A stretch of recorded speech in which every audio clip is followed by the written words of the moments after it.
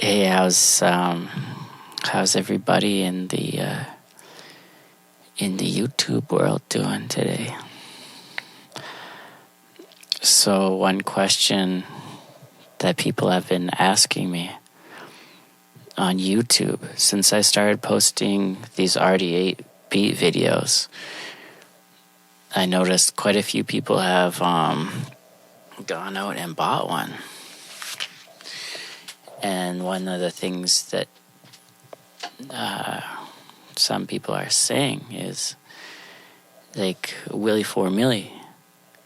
I heard these beats and, how do I get my beats to sound like that? That's how I want mine to slap. And, I think the answers are on the internet.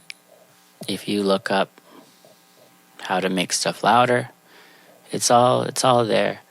One thing you can do is, turn up these knobs. If it's quiet, turn it up. If it's quiet, turn it up. But seriously,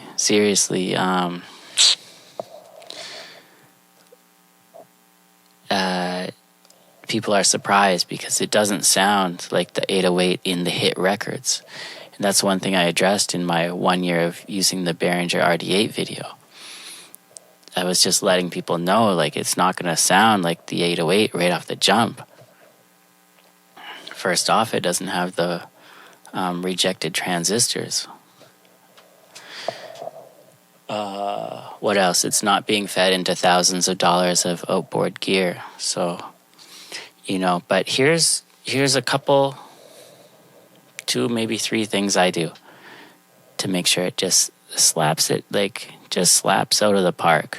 Just like this is a little slap. It makes it a big slap.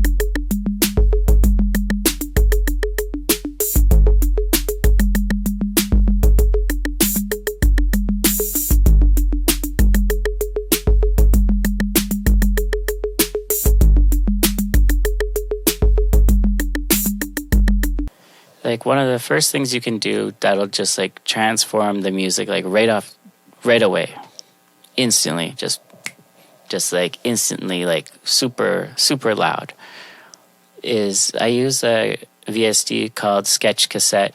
You could try other tape emulations or different compressors, different things, but one thing that's really worked for me lately is Sketch Cassette. So you can feed the signal in. You got the tape sound to kind of glue all that stuff together. You got a little compressor on there. And one thing you can do is you can change the output knob. So you can turn the output knob, feed that into a soft clipper, and that's going to get things stupidly loud. The only trade-off is you're going to have some kind of saturation, or it's going to start messing around with your dynamics a bit.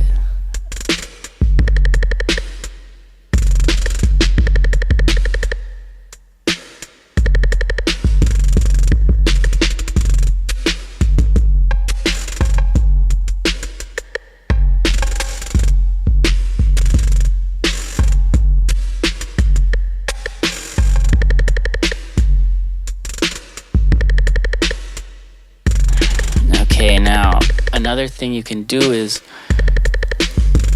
if you just have a 2-input interface, you could have the kick drum on its own input and everything else on the other input. So 2 inputs, one with the kick and the other one with the mix out. And on the mix out, one thing you can do is cut all the low end off the mix out. Like, you don't need those sub frequencies on a hi-hat, for instance. Just cut all that stuff out. And one thing that's going to do is it's going to give you extra headroom, and it's not going to crowd out your kick drum. On a mixer, it's a bit easier because you can just hit cut the sub. But yeah, a mixer just makes it just one step easier before it even hits the interface. And another thing you can do is you can clip the signal on the mixer. So you can have this mixer clipping, but then on the interface, before it hits the interface, you could have it like just down a notch if you're like worried about that.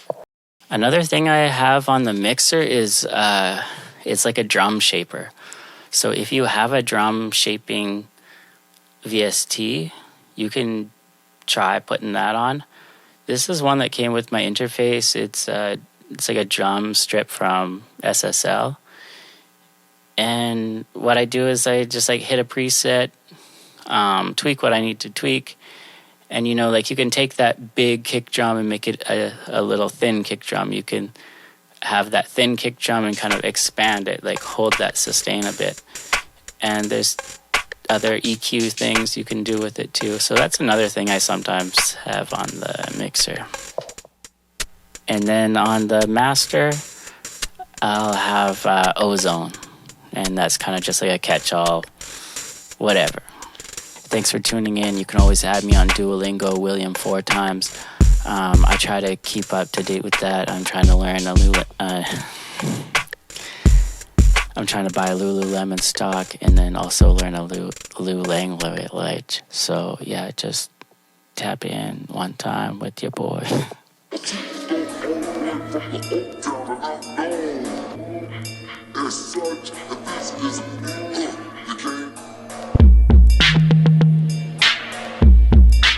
For Millie.